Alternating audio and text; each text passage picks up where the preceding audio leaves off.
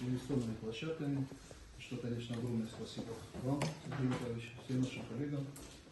Я думаю, что для нас, для Южной Осетии, это очень важный этап начала нового пути к развитию экономики. Еще раз хочу поблагодарить всех наших коллег, которые принимают участие в сегодняшних наших совещаниях.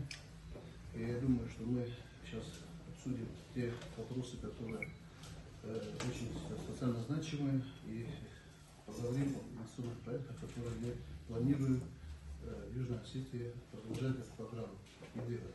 Огромное спасибо вам.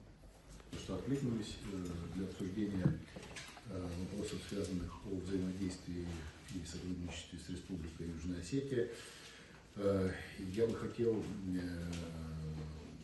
да, действительно, у нас в рамках форума такие обсуждения прошли, и вот на сегодняшний день представители российского бизнеса, Кавказ РФ, как институт развития, который, соответственно, занимается развитием Кавказа, также активно подключается к взаимодействию.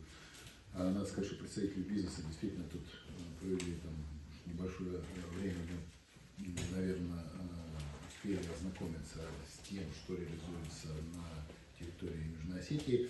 Надо сказать, что, собственно, представители бизнеса, принимающие участие во встрече, достаточно, как говорить, имеют большой опыт практической реализации проектов в разных направлениях, и это, наверное, немаловажно с точки зрения того, что это не просто теоретические измышления, а уже практически какая-то прикладная есть в этом составляющая.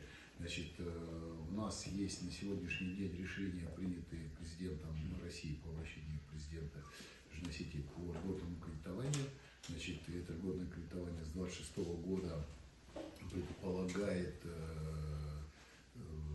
реализацию проектов. У нас есть представители банка ВТБ, Россельхозбанка и ВЭБа,